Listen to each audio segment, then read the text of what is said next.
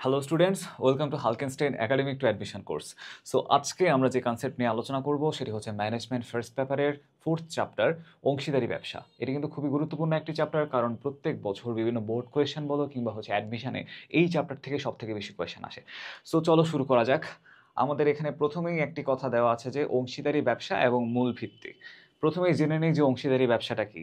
এই ব্যবসাতে মালিক থাকবে একজনের অধিক, সেটি হতে পারে 2 জন কিংবা হতে পারে 3 জন 4 জন বা এর বেশিও হতে পারে। এক্ষেত্রে ব্যবসায়ে যে মুনাফাটা অর্জিত হবে বা যে লাভটা হবে, সেই লাভটা ওই ব্যবসায়ের মালিকদের মধ্যে সমভাবে বণ্টিত হবে।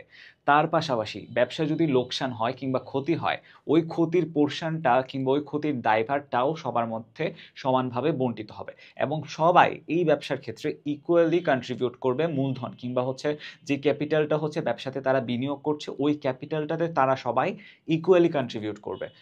এখন আসো যে মূল ভিত্তিটা কি।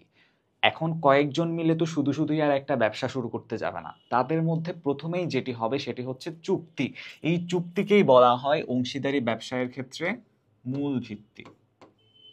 এবার আসি অংশীদারি ব্যবসায়ের ধারণা। দেখো, অংশীদারি আইন আছে একটা। এই অংশীদারি আইনের 5 নম্বর ধারায় কি বলা আছে? এই ধারায় বলা হয়েছে যে অংশীদারি সম্পর্ক চুক্তি হতে জন্ম লাভ করে। আলটিমেটলি আমি এখানে মূল ভিত্তি বলেছি হচ্ছে চুক্তি। এই চুক্তির আওতায় যতজনই আসুক, 2 জন 3 জন 5 জন যতজনই হোক, তারা সবাই সম্মিলিতভাবে এই ব্যবসার কার্যক্রমটা পরিচালনা করে। এখন এই ব্যবসা পরিবারের অন্যতম সদস্য হচ্ছে অংশীদারি ব্যবসা। এক মালিকানা ব্যবসার ক্ষেত্রে আমরা সীমাবদ্ধতা দেখছি কি? এক মালিকানা ব্যবসার ক্ষেত্রে আমরা দেখেছি হচ্ছে সেখানে সীমিত পরিসর।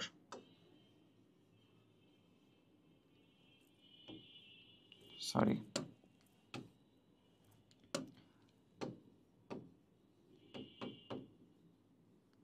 তার পাশাপাশি আরেকটা যেটি থাকে সেটি হচ্ছে এখানে এক মালিকানা ব্যবসার ক্ষেত্রে বৃহদায়তন ব্যবসা কিংবা ব্যবসা যদি তুমি বৃহৎ পরিসরে বাজার সম্প্রসারণ করতে যাও, এক মালিকানা ব্যবসার ক্ষেত্রে কিন্তু সেটি সম্ভব হয় না। তার কারণ হচ্ছে মূলধনের যে স্বল্পতা থাকে, স্বল্প পরিমাণে মূলধন কিংবা স্বল্প পরিমাণে বিনিয়োগ বা ইনভেস্টমেন্ট তুমি এক্ষেত্রে করছো এক মালিকানা ব্যবসার ক্ষেত্রে, কারণ মালিক তুমি একজন। সো যখন তোমার পার্টনার্স বাড়বে, আলটিমেটলি তখন হচ্ছে অধিক পরিমাণে তুমি বিনিয়োগ করতে পারছো, কাজে বাজার সম্প্রসারণের যে ব্যাপারটি সেটি তখন আরো সহজ হয়ে যায়। সীমিত পরিসর, তারপর হচ্ছে বাজার সম্প্রসারণে ব্যর্থতা।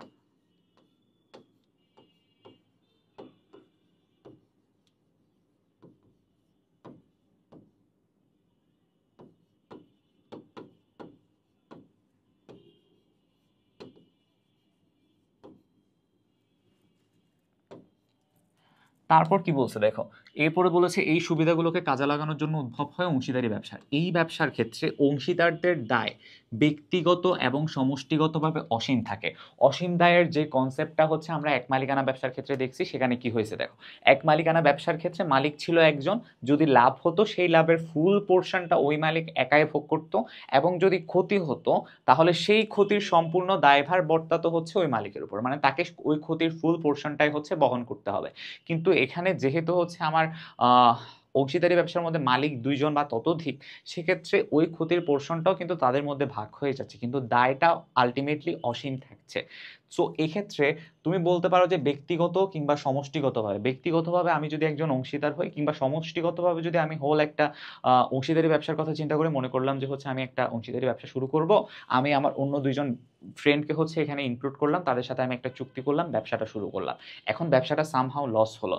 এই লসের পোর্শনটা আমাদের সবার ক্ষেত্রে প্রথমত ব্যক্তিগতভাবে এবং সমষ্টিগতভাবে এই দায়টা কিন্তু অসীম থাকে। এটা অংশীদারি ব্যবসার ক্ষেত্রে একটা বৈশিষ্ট্য, এটা মনে রাখবা। এবং এর ক্ষেত্রে অংশীদারদের মধ্যে সৃষ্ট সম্পর্ককে অংশীদারিত্ব বলা হয়। এই অংশীদারিত্বের কনসেপ্টটাই হচ্ছে বেসিক্যালি অংশীদারদের মধ্যে যে সম্পর্ক আছে, মানে হচ্ছে আমি আমার 2 জন বন্ধুকে আনলাম, তাদেরকে আমার ব্যবসাতে ইনক্লুড করলাম, তাদের সাথে আমি একটা চুক্তি করলাম, তারা সহ একসাথে মূলধন বিনিয়োগ করলো।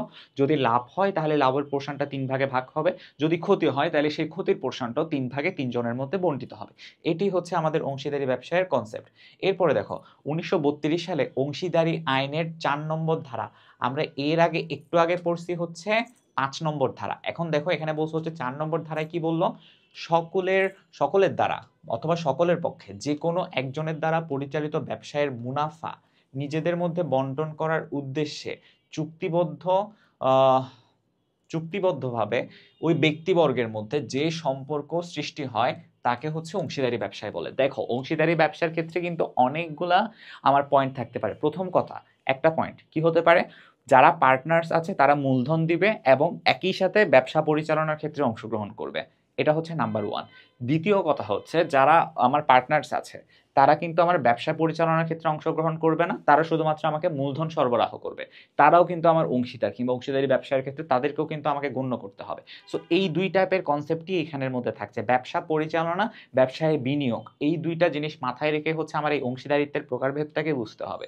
ঠিক আছে, তো এটা আশা করি আমরা বুঝতে পারলাম। তারপরে আসি, এরপরে বলছে কি, এই যে 1890 সালে ইংলিশ অংশীদারি আইনের 1 নম্বর ধারা, এই সালটা মনে রাখবা আর ধারাটা মনে রাখবে, এখান থেকে এমসিকিউ হলেও হতে পারে। তারপর হচ্ছে কি, মুনাফা অর্জনের উদ্দেশ্যে সাধারণভাবে পরিচালিত ব্যবসায় কতিপয় ব্যক্তি, দেখো এক মালিকানা ব্যবসার ক্ষেত্রে ব্যক্তি ছিল একজন, কিন্তু আমরা যখন বলি অংশীদারি ব্যবসা, ডেফিনেটলি সেখানে একজনের বেশি ব্যক্তি ইনক্লুডেড থাকবে। কতিপয় ব্যক্তির মধ্যে বিদ্যমান সম্পর্ককে অংশীদারি ব্যবসা বলে। আশা করি অংশীদারি ব্যবসার সংজ্ঞায়ন সম্পর্কে আমাদের কোনো আর কনফিউশন নেই। এবার আমরা যেটা দেখবো সেটা হচ্ছে অংশীদারি ব্যবসার ক্ষেত্রে সংগঠনের বৈশিষ্ট্যগুলা কি কি। প্রথমত আসে হচ্ছে সহজ সংগঠন। সহজ সংগঠন কেন হয় বা ইজি ব্যাপারটা কি, কেন আমরা বলছি, কেন ক্রাইটেরিয়াটা আমি ইজি রাখছি? প্রথম কারণ, এখানে কোনো লিগ্যাল এনফোর্সমেন্ট নেই। কারণটা দেখো, নো লিগ্যাল এনফোর্সমেন্ট। যেখানে লিগ্যাল এনফোর্সমেন্টটা থাকছে না, আলটিমেটলি সেখানে কিন্তু তুমি ইজিলি তোমার ব্যবসাটা শুরু করতে পারো এবং ভালোভাবেই রান করতে পারো। তারপর হচ্ছে কি, একাধিক সদস্য। এখানের মধ্যে একটা কথা আছে, তুমি যখন এক মালিকানা ব্যবসায়ের ক্ষেত্রে তোমার বিজনেসটা রান করতে যাবে, তখন তোমার নিজের যে স্ট্র্যাটেজিগুলো আছে সেই স্ট্র্যাটেজিগুলো তোমার সেখানে রিফ্লেক্টেড হবে। এখন স্ট্র্যাটেজিটা তো 100% যে রাইট বা সবসময় যে ওই স্ট্র্যাটেজিটাই সঠিক, এটা কিন্তু নাও হতে পারে। সেক্ষেত্রে তুমি ওই প্রপার জাজমেন্ট কিংবা প্রপার সাজেশন পাওয়ার কোনো আর ওয়ে বা সিস্টেম সেখানে থাকে না। আলটিমেটলি সেখানে যদি তুমি 2জন কিংবা 3জন পার্টনার্স ইনক্লুড করো, তখন সেখানের মধ্যে তোমাকে তাদের সাথে একটা কনভারসেশনে যেতে হচ্ছে, নতুন একটা স্ট্র্যাটেজি বিল্ড আপ করার আগে তাদের সাথে একটা মিটিংয়ে বসতে হচ্ছে। সেখানে তাদের সবার আইডিয়া, সবার থট প্রসেস, সব কিছুর রিফ্লেকশনটা কিন্তু আলটিমেটলি তোমার বিজনেস আইডিয়ার মধ্যে পড়ছে এবং বিজনেস মডেলের মধ্যে পড়ছে। সো একাধিক সদস্য থাকলে এই সুবিধাটা পাওয়া যায়। তার পাশাপাশি চুক্তিবদ্ধ সম্পর্ক, এই সম্পর্কের আবার একটা মেয়াদ থাকে, চুক্তির আবার একটা মেয়াদ থাকে। সেই মেয়াদটা হতে পারে হচ্ছে 1 বছর, 2 বছর, 3 বছর, 5 বছর, এবং মেয়াদ শেষে ওই চুক্তির আওতায় যারা ছিল তারা এই চুক্তিটা কিন্তু আবার ভঙ্গ হয়ে যায়। তারপর আসে হচ্ছে অসীম দায়। অসীম দায়ের কনসেপ্টটা আমরা একটু আগেই দেখলাম যে কি, সেখানে ব্যক্তিগত এবং সমষ্টিগতভাবে দুইভাবে অসীম দায়টা থাকছে। একটা হচ্ছে ব্যক্তিগত এবং আরেকটা হচ্ছে কি সমষ্টিগত।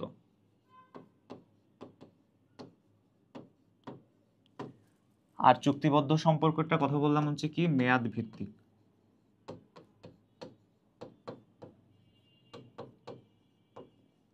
এরপরে আসে কি পারস্পরিক প্রতিনিধিত্ব বা মিউচুয়াল এজেন্সি। এই যে আমি একটু আগে একটা রং কনসেপ্টের কথা বললাম, এক মালিকানার ক্ষেত্রে কি, আমি যেহেতু এখানে একাই মালিক, কাজে এখানে আমি যেই স্ট্র্যাটেজিটাই নিব সেই স্ট্র্যাটেজিটাই আমি হচ্ছে আমার বিজনেস মডেল কিংবা বিজনেস আইডিয়ার মধ্যে ইম্পোজ করছি। কিন্তু তুমি যখন সেখানে কিছু পার্টনার্স ইনভলভ করছো, তখন যখন তুমি কোনো চেঞ্জেস আনবা তোমার বিজনেস মডেলের মধ্যে, যখন তুমি কিছু একটা চেঞ্জ করতে আসবা, আলটিমেটলি সেখানের মধ্যে তোমার ওই অংশীদারদের রায় বা তাদের কি মত, তাদের কি সাজেশন, সেটাকেও তোমার সাজেশনের ইকুয়ালি প্রায়োরিটাইজ করতে হবে, প্রাধান্য দিতে হবে। সো সেই জায়গায় তোমার আইডিয়ায় কিংবা হচ্ছে তোমার বিজনেস মডেলের মধ্যে যদি কোনো ঝামেলা থাকে, তখন সেটা হয়তো বা তারা আইডেন্টিফাই করতে পারে। এখন ওই ঝামেলা কাটিয়ে ওঠার জন্য নতুন কি কি স্ট্র্যাটেজি ডেভেলপমেন্ট করতে হবে সেই সম্পর্কে তারা হয়তো বা তোমাকে আইডিয়া কিংবা সাজেশন দিতে পারে। সো এই ক্ষেত্রে মিউচুয়াল যে হচ্ছে এজেন্সি বা পারস্পরিক প্রতিনিধিত্বের ব্যাপারটি আমরা খুব সহজেই দেখতে পাই।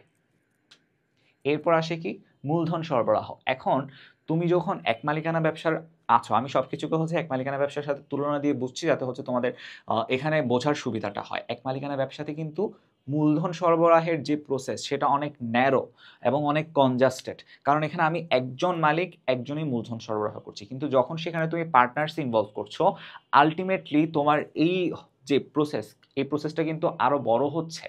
কারণ এখানের মধ্যে তুমি আরো অনেক বেশি মূলধন দিতে পারছো, যত বেশি মূলধন দিচ্ছ তত বেশি রিটার্ন পাচ্ছ বা তত বেশি রেভিনিউ জেনারেট করতে পারছো। কাজেই মূলধন সরবরাহের প্রসেসটা এক্ষেত্রে কিন্তু বেড়ে যাচ্ছে। তার পাশাপাশি হচ্ছে স্থায়িত্বের একটা অনিশ্চয়তা থাকে। স্থায়িত্বের অনিশ্চয়তা মানে কি? দেখো, মনে করো তুমি তোমার ওই বিজনেসের মধ্যে যাদেরকে ইনক্লুড করেছো পার্টনার হিসেবে, তারা অল অন এ সার্টেন কেউ মারা গেল কিংবা কেউ মেন্টালি আনস্টেবল হয়ে গেল। এই সিচুয়েশনের ক্ষেত্রে তখন কিন্তু ওই সিচুয়েশনের দায়ভার তোমাকে নিতে হবে, বা ওই সিচুয়েশনের যে ব্যাড ইম্প্যাক্ট সেটা কিন্তু তোমার মধ্যে এসে পড়বে। সো আলটিমেটলি তখন হয়তো বা দেখা যাবে যে কি, সে আর মূলধন দিতে পারছে না, সে আর ক্যাপিটাল ফ্লোটা ওভাবে বজায় রাখতে পারছে না। তখন হয়তো বা তোমাকে একা টানতে হবে বিজনেসটা। কিন্তু অংশীদারি ব্যবসা যেহেতু হচ্ছে বড় পরিসরে হয় বা বৃহদায়তনে হয় এক মালিকানা ব্যবসার তুলনায়, সেক্ষেত্রে তোমার হয়তো বা ওই সক্ষমতাটা থাকবে না যে তুমি একা এই হোল বিজনেসটা রান করতে পারো। সো সেক্ষেত্রে তোমার ব্যবসাটা কিন্তু এখানে বন্ধ হয়ে যাওয়ার একটা চান্স হতে পারে। সো এক্ষেত্রে স্থায়িত্বের অনিশ্চয়তা কেন হচ্ছে? পার্টনারের, অংশীদারের মৃত্যু বা মেন্টাল আনস্টেবিলিটি।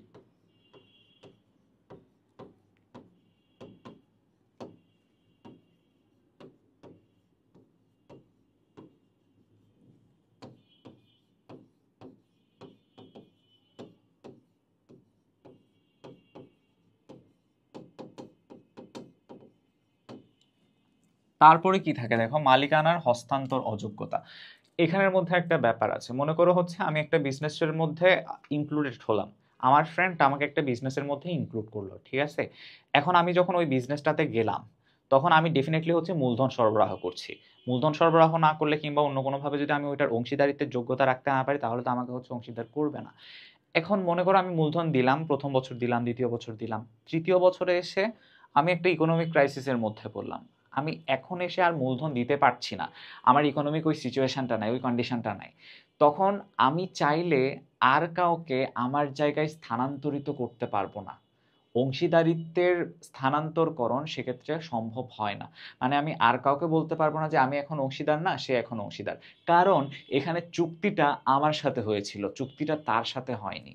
আলটিমেটলি এই চুক্তির আন্ডারে যেহেতু আমি এসেছি, সো সেক্ষেত্রে আমাকেই কিন্তু হোল যে দায়ভার আছে সব কিছু আমাকেই বহন করতে হবে, বা চুক্তির আওতায় যা যা কিছু নিয়মাবলী আছে সব কিছু আমাকে পালন করতে হবে।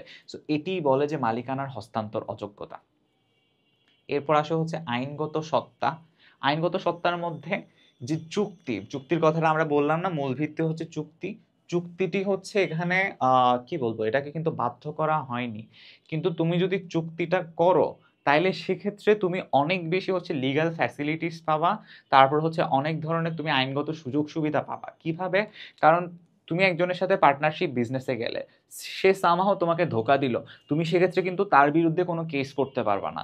কিন্তু এখানে তুমি যদি তার সাথে একটা চুক্তিতে থাকো যে যে পরিমাণ রেভিনিউ জেনারেট হবে সেই রেভিনিউর 50% তোমাকে দিতে হবে, অথবা তুমি যেহেতু তার সাথে হচ্ছে ওই বিজনেসের মধ্যে ইকুয়ালি কন্ট্রিবিউশন দিচ্ছ, সেম পরিমাণ বা সমপরিমাণ মূলধন সরবরাহ করছো, কাজেই লাভের সমপরিমাণ তোমাকে সরবরাহ করতে হবে। সো এইরকম একটা চুক্তিতে যদি তুমি তার সাথে থাকো, আলটিমেটলি পরবর্তীতে সে যদি কখনো তোমাকে ধোকা দেয় বা তোমার মনে হচ্ছে যে সে তোমাকে ধোকা দিচ্ছে, ওই সিচুয়েশনে এসে তুমি কিন্তু তার বিরুদ্ধে কেস করতে পারো। সো কেস করার একটা গ্রাউন্ড আমাকে এখানে সৃষ্টি করে দেয় হচ্ছে চুক্তি বা আইনগত সত্তা। আইনগত সত্তার মধ্যে আমি রাখলাম হচ্ছে চুক্তি। পরবর্তীতে আমার সাথে যদি কখনো বিট্রে হয় কিংবা ধোকা দেওয়া হয়, আর যদি আমি কোনো অংশীদারি ব্যবসায় থাকি, তাহলে সেক্ষেত্রে এটা আমার লিগ্যাল গ্রাউন্ড হিসেবে কাজ করবে। এরপরে আসে হচ্ছে অংশীদারদের যোগ্যতা। একজন অংশীদারদের যোগ্যতা, এটা কখন প্রশ্ন আসে দেখো, তুমি যদি একজন নাবালক হও, মানে হচ্ছে তোমার বয়স যদি 18 বছরের কম হয়, তাহলে সেক্ষেত্রে মনে করো আমার অংশীদারি ব্যবসার মধ্যে আমি 7 জন অংশীদার রাখলাম, ঠিক আছে, আমি সহ 7 জন মোট। এখন 7 জনের মধ্যে আমরা 7 জন মিলেই সিদ্ধান্ত নিলাম যে একজন নাবালককে আমরা অংশীদার হিসেবে রাখবো। এখন কোনো কারণে সেই নাবালকের যদি আমরা অংশীদার হিসেবে রাখলাম, তারপর যদি আমাদের ব্যবসায় কোনো কারণে লস হয়, তখন নাবালকের উপর কিন্তু আমরা ক্ষতির কোনো রকম দায় দিতে পারবো না। কারণ এটা আমার লিগালি, এটাকে আমরা ল আমাকে এটাতে কিন্তু সাপোর্ট করছে না।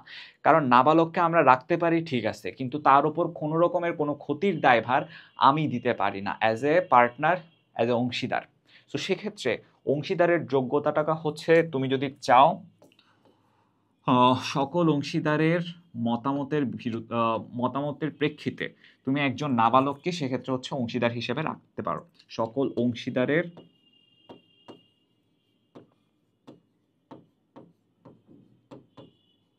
সম্মতির প্রেক্ষিতে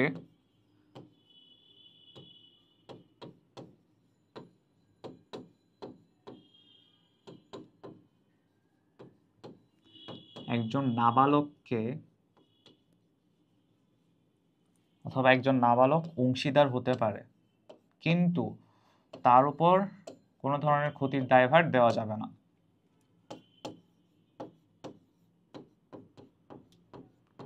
ক্ষতিপূরণের দায়ভার তার উপর দেওয়া যাবে না।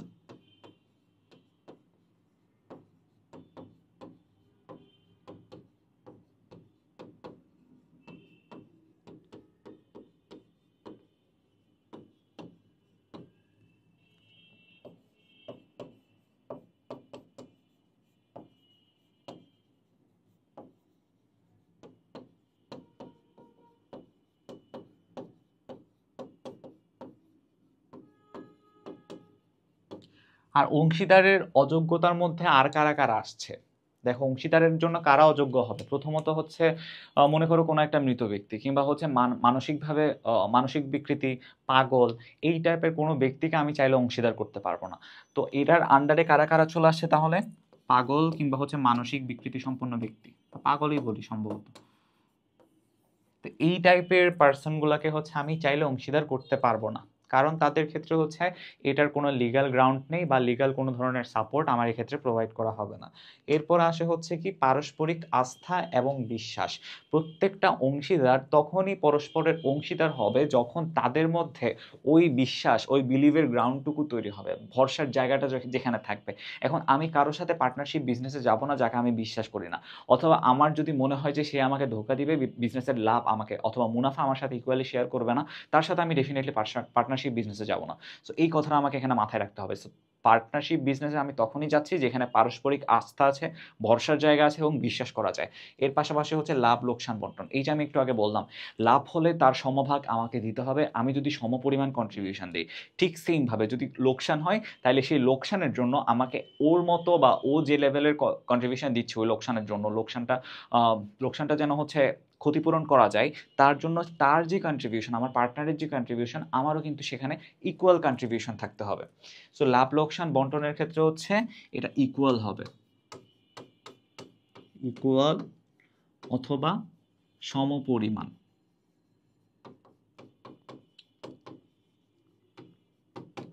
তারপরে থাকছে হচ্ছে পরিচালনা। এই পরিচালনার ব্যাপারটা একটু কনফিউজিং কেন? কারণ অংশীদারের অনেক প্রকারভেদ আছে যেগুলো আমরা সামনে করব, কিন্তু দেখবে যে কিছু অংশীদার শুধুমাত্র মূলধন সরবরাহ করে কিন্তু তারা পরিচালনামূলক কোনো কাজে অংশগ্রহণ করে না, কিন্তু তাদেরকেও অংশীদার হিসেবে বিবেচনা করা হয়। সো এরপরে আসে হচ্ছে নিবন্ধন বা রেজিস্ট্রেশন। এটি যদিও ম্যান্ডেটরি নয় বা এটি হচ্ছে বাধ্যতামূলক নয়, কিন্তু এটি একটি লিগ্যাল গ্রাউন্ড সৃষ্টি করে।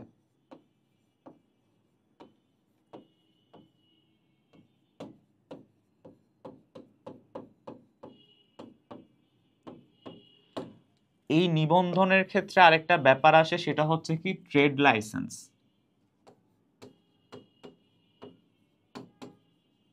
ট্রেড লাইসেন্সটা আমার কখন দরকার হচ্ছে? তুমি যখন পৌরসভা বা সিটি কর্পোরেশনে ব্যবসা করতে যাও।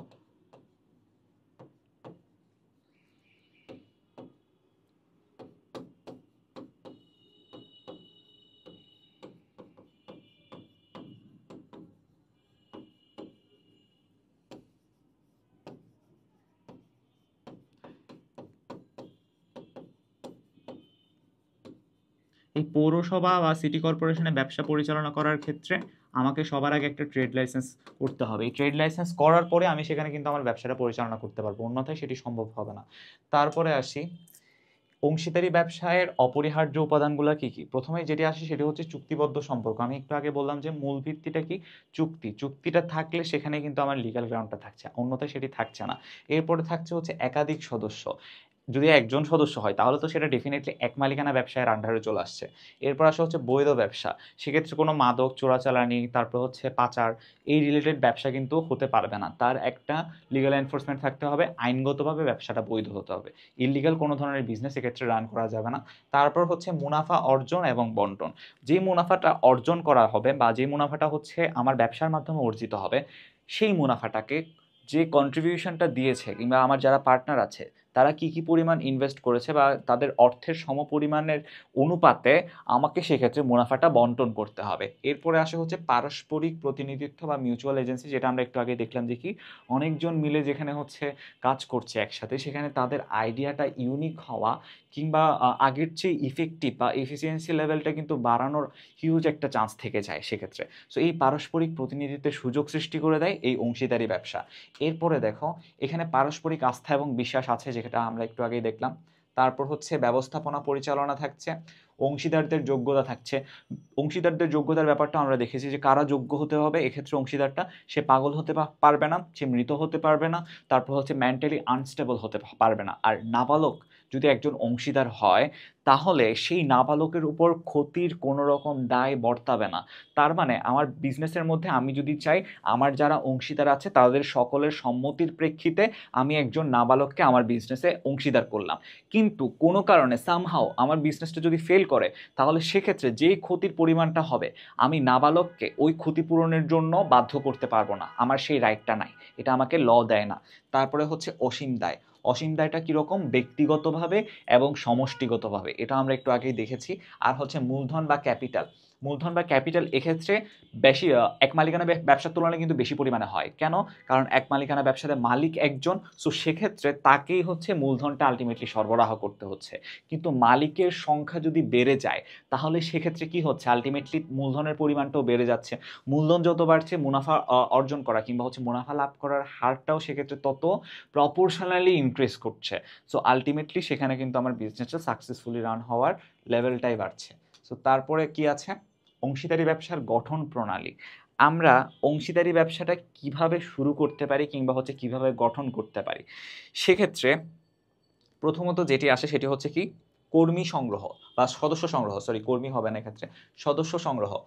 আমার পার্টনার আমি কাদেরকে করব? যাদের উপর হচ্ছে আমার বিশ্বাস আছে, ভরসা আছে, পারস্পরিক আস্থা এবং বিশ্বাসের প্রেক্ষিতে আমি আমার পার্টনার সংগ্রহ করব কিংবা হচ্ছে যারা সদস্য হতে যাচ্ছে আমার সাথে অংশীদারি ব্যবসায় তাদেরকে সিলেক্ট করব। তারপর তাদের সাথে আমি একটা চুক্তিতে আসব। এই চুক্তিটা হতে পারে মেয়াদ ভিত্তিক, হতে পারে সাময়িক, সেটা ডিপেন্ড করবে সবার মতামত কিংবা হচ্ছে সবাই কি চায় তার পরিপ্রেক্ষিতে। এরপরে আমাদের যে বিজনেস সেই বিজনেসটাকে আমি নিবন্ধন করব। নিবন্ধনের ক্ষেত্রে বাধ্যবাধকতা নেই। তবে আমি যদি চাই যে আমার বিজনেসটা আমি কোনো একটা পৌরসভা কিংবা কোনো একটা সিটি কর্পোরেশনে হিউজ একটা কাস্টমার লেভেলকে হচ্ছে অ্যাট্রাক্ট করব কিংবা একটা বড় পরিসরে আমার ব্যবসাটা পরিচালনা করব, সেক্ষেত্রে আমাকে ট্রেড লাইসেন্স সংগ্রহ করতে হবে। এই ট্রেড লাইসেন্স ছাড়া আমি পৌরসভা কিংবা সিটি কর্পোরেশনে কোনোভাবেই আমার ব্যবসা পরিচালনা করতে পারবো না। তারপর হচ্ছে অনুমতিপত্র সংগ্রহ, এখানের মধ্যেই বেসিক্যালি ট্রেড লাইসেন্সটা চলে আসছে। তারপর আসে হচ্ছে কার্যারম্ভ, মানে হচ্ছে আমার অ্যাক্টিভিটিসগুলো পরিচালনা। এখন পরিচালনা পর্ষদের মধ্যে চাইলে আমি চাইলে আমার ফ্রেন্ডদের ইনক্লুড করতে পারি যদি তারা চায়, কিংবা তারা যদি চায় যে তারা শুধুমাত্র হচ্ছে মূলধন দিবে কিন্তু আমার ব্যবসায়ের কোনো কাজে তারা অংশগ্রহণ করবে না, তাহলে তারা চাইলে সেটিও করতে পারে। সো এভাবে হচ্ছে অংশীদারি ব্যবসাটা কাজ করে। তারপর আসে কি অংশীদারি ব্যবসায়ের সুবিধা। সুবিধাগুলো কি কি হচ্ছে? প্রথমেই সহজ সংগঠন, কারণ দেখো এখানে কোনো লিগ্যাল ব্যারিয়ার্স নাই। তোমাকে আইনগতভাবে এমন কোনো হচ্ছে লিগ্যাল গ্রাউন্ড দেখায় না যে তুমি অংশীদারি ব্যবসা করতে পারবে না বা অংশীদারি ব্যবসা হতে হলে এই ক্রাইটেরিয়াসগুলো থাকতে হবে, এরকম লিগ্যাল কোনো গ্রাউন্ড কিন্তু সেখানে নাই। তো সেক্ষেত্রে সহজ সংগঠন খুবই সম্ভব।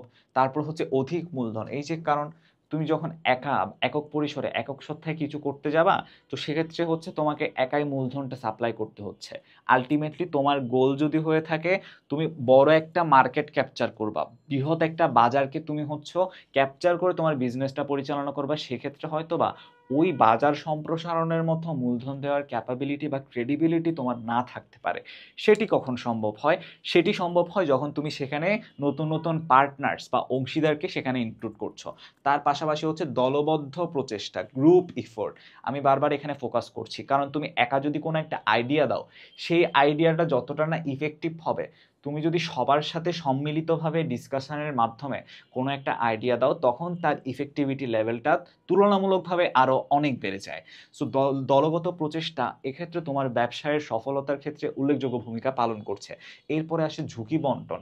আমরা এক মালিকানা ব্যবসাতে দেখেছি কি, তুমি যদি সেক্ষেত্রে হচ্ছে বিজনেসটা সাকসেসফুলি রান না করে, তোমার বিজনেসটা যদি লস করে, আলটিমেটলি সেই লোকসান তোমাকেই কিন্তু তার দায়টা নিতে হচ্ছে, তোমার দায়টা আর কেউ নিচ্ছে না।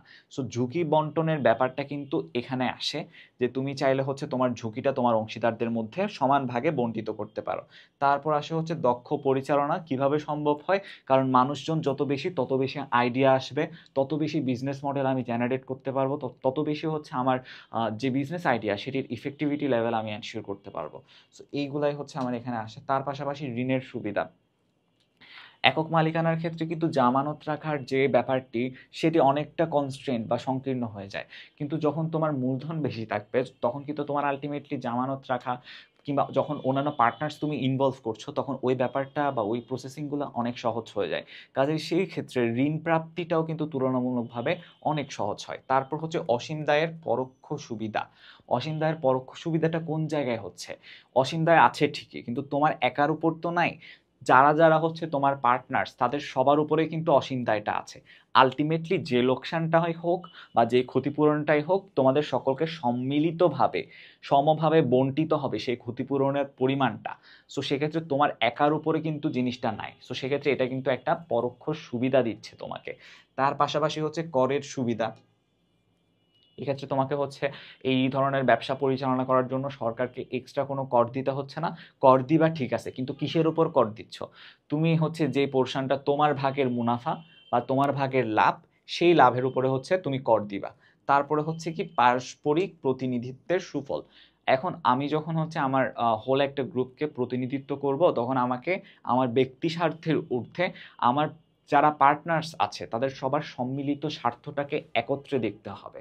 সেক্ষেত্রে আমি শুধুমাত্র আমার নিজের ব্যক্তিগত স্বার্থ বা ব্যক্তিগত মুনাফা অর্জনের উদ্দেশ্যটাকে কিন্তু আমি মুখ্য বলে ধরে নিতে পারবো না। আলটিমেটলি গ্রুপ প্রজেক্ট কিংবা গ্রুপ প্রসেসটাকে, অথবা যে গ্রুপের আমার যে ওয়েলফেয়ার, সেটা হচ্ছে আমাকে মাথায় রেখে আমার পরবর্তী স্ট্র্যাটেজিগুলো সাজাতে হবে, পরবর্তী স্টেপগুলো নিতে হবে। সো এটা এখানে পারস্পরিক প্রতিনিধিত্বের একটা সুফল থাকে। এরপরে হচ্ছে যৌথ সিদ্ধান্ত।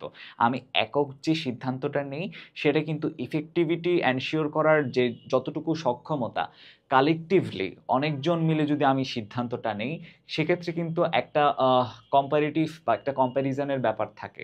আমার সিদ্ধান্তটাকে হচ্ছে আরেকজনের ভালো লাগতেও পারে, নাও লাগতে পারে। এখন কেন ভালো লাগছে না, সে এই ব্যাপারটাও কিন্তু বা এই রিজনিংটাও কিন্তু সে দিচ্ছে।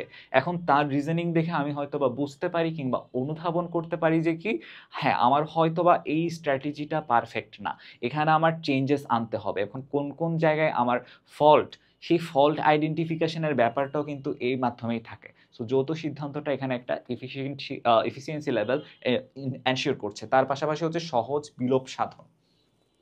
তোমার পার্টনাররা যদি তোমার সাথে রাজি থাকে, তারা যদি হচ্ছে চাই, তাইলে তুমি যে কোনো মোমেন্টেই কিন্তু তোমার ব্যবসাটা বন্ধ করে দিতে পারো। সো সহজ বিলোপ সাধনটাই হচ্ছে এখানে থাকে।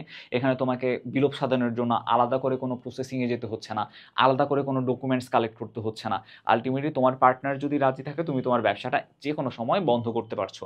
তার পাশাপাশি প্রত্যক্ষ এবং ব্যক্তিগত তত্ত্বাবধান কিভাবে হচ্ছে, তুমি নিজে হচ্ছে তোমার ব্যবসাটা দেখছো, ঠিক আছে, ব্যবসার মধ্যে তুমি ডিরেক্টলি ইনভলভড, তোমার পার্টনাররাও সেখানে ইনভলভড। কাজে সেখানে তোমার একটা ডিরেক্ট কানেকশন থাকছে, তোমার ডিরেক্ট একটা ইনভলভমেন্ট থাকছে। ব্যবসার পরিচালনার ক্ষেত্রে তোমার পার্টনাররাও যদি হচ্ছে ইকুয়ালি হচ্ছে সেখানের মধ্যে ইনভলভ থাকে, তাহলে সেক্ষেত্রে তোমাদের সকলের সম্মিলিত প্রচেষ্টায় পরিচালনাগত যদি কোনো ত্রুটি থাকে কিংবা কোনো ফল্ট থাকে, তখন তার আইডেন্টিফিকেশন এবং সলিউশন প্রসেসটাও খুবই ইজি হয়। সো এটা হচ্ছে প্রত্যক্ষ এবং ব্যক্তিগত তত্ত্বাবধানের সুফল। তারপরে দেখি ওই অসুবিধাগুলো তাহলে কোন কোন জায়গাতে আসছে। প্রথমত হচ্ছে অসীম দায়। অসীম দায়ের পরোক্ষ সুবিধা থাক, কিন্তু অসীম দায় মানে তো অসীম দায়, এটার তো কোনো আর লিমিট নাই। সো আলটিমেটলি আমি ব্যবসায় যদি আমার যে পরিমাণ মানি ইনভেস্ট করব, হয়তোবা দেখা গেল যে পুরো অর্থটাই হচ্ছে আমার একেবারেই নাকচে গেল। আমি যে পরিমাণ ইনভেস্ট করেছি সেটুকুও হয়তোবা আমার কাছে রিটার্ন আসবে না। সো এক্ষেত্রে দায়টা অসীম থাকছে। সেটা হোক ব্যক্তিগত পর্যায়ে, সেটা হোক সমষ্টিগত পর্যায়ে। কিন্তু অসীম দায় মানে অসীম দায়। তারপর হচ্ছে মূলধনের সীমাবদ্ধতা।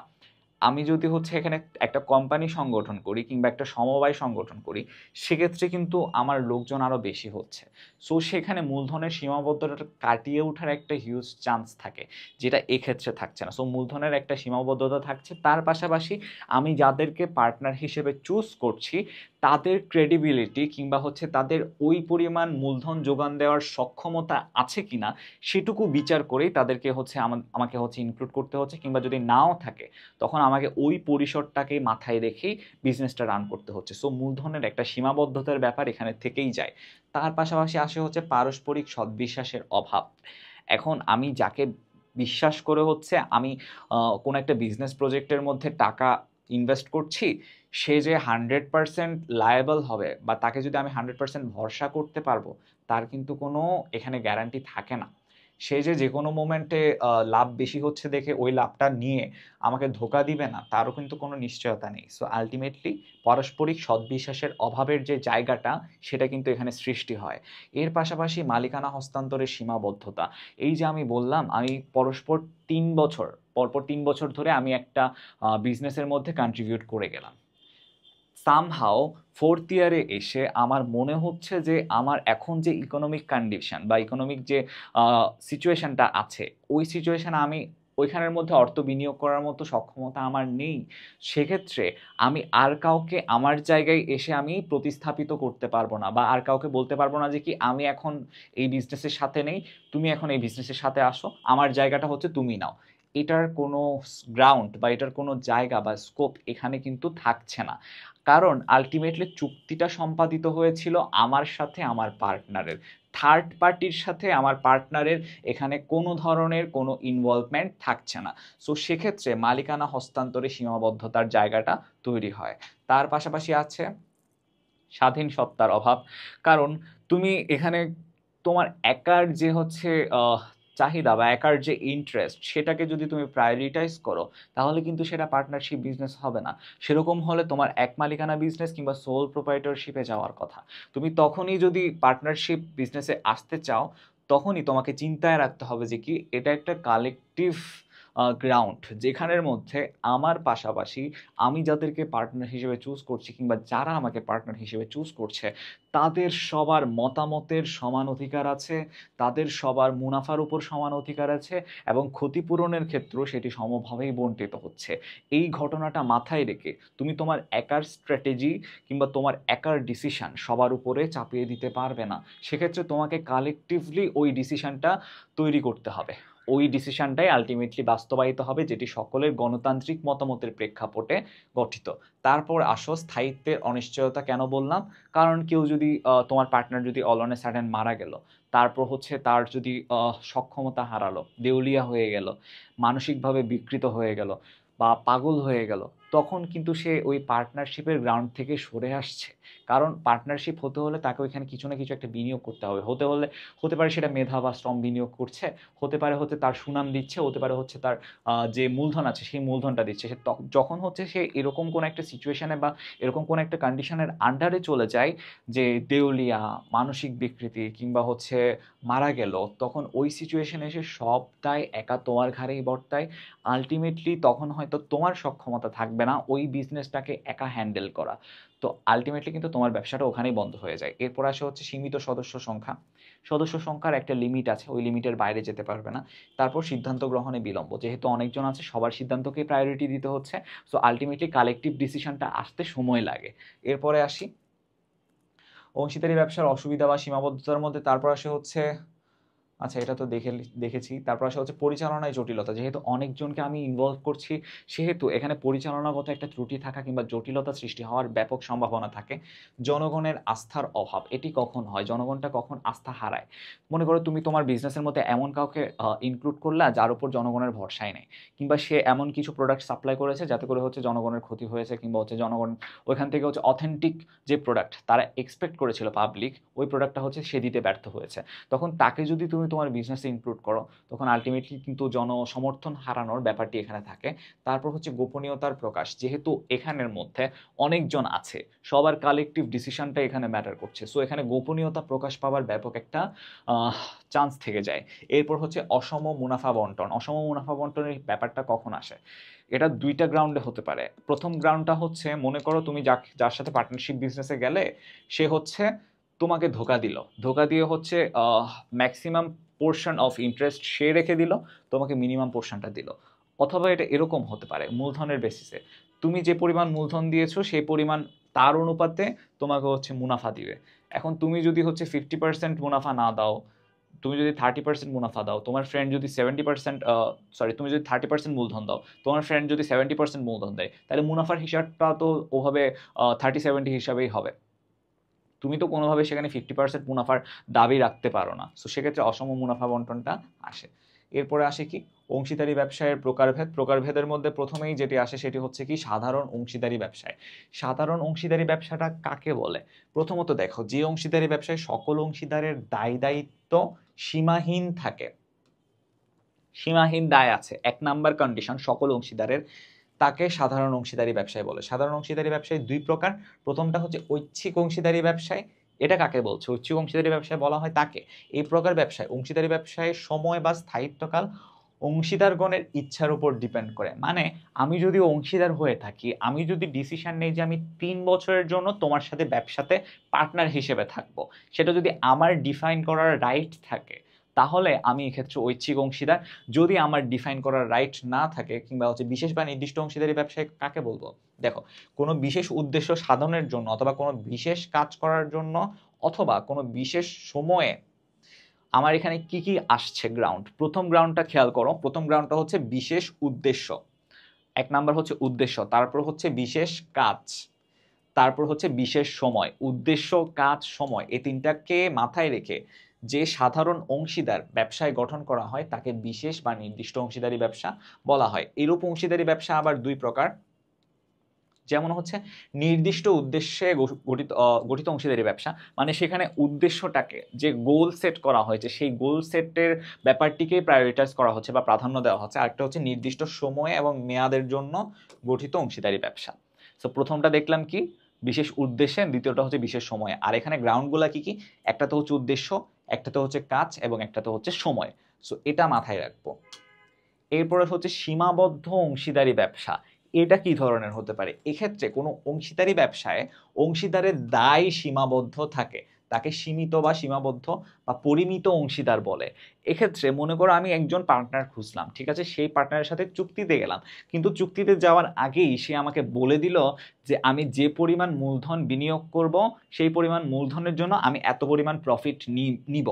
প্রফিট লেভেলটা যখন সে নিজে নির্ধারণ করে দেয় চুক্তির মধ্যে, তখন সেটি হয়ে যায় এই যে সীমাবদ্ধ অংশীদারিত্ব। কারণ আলটিমেটলি যখন সে ওই মুনাফার কিংবা হচ্ছে ক্ষতির পরিমাণটা নির্ধারিত করে দেয়, সেক্ষেত্রে যদি তার চেয়ে বেশি ক্ষতি হয়, ওই ক্ষতির পোর্শনটা কিন্তু অ্যাজ এ পার্টনার আমাকেই নিতে হচ্ছে। আলটিমেটলি সে কিন্তু সেই ক্ষতির দায়টা নিবে না। এরপরে আসো,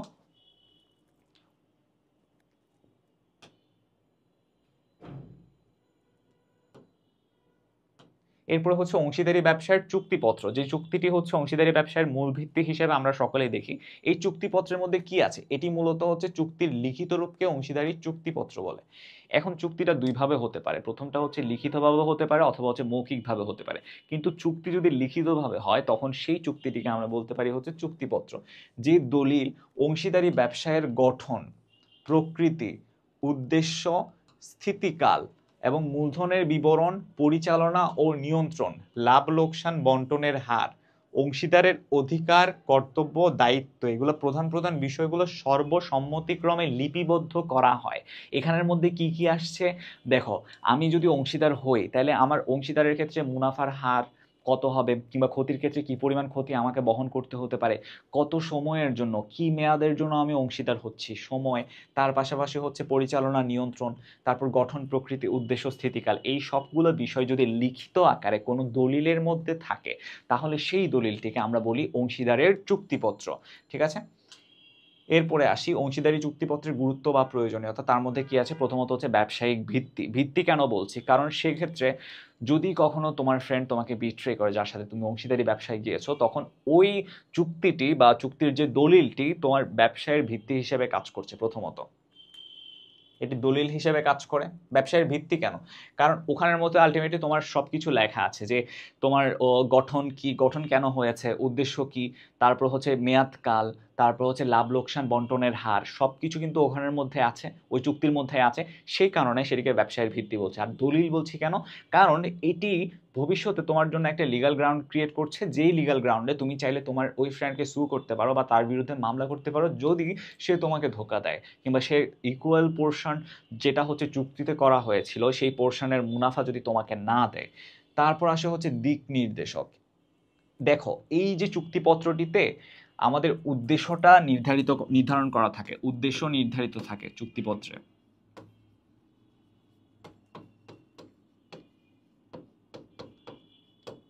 এখন যখন আমার কাছে গোলটা সেট করা থাকে, আমার লক্ষ্যটা যখন আমার সামনে থাকে, তখন আলটিমেটলি আমার মধ্যে একটা মোটিভেশন ফ্যাক্টর কাজ করে বা মোটিভেটিং ফ্যাক্টর কাজ করে, যে কি আমাকে এই গোলটা যে কোনোভাবে সামহাও অ্যাচিভ করতেই হবে।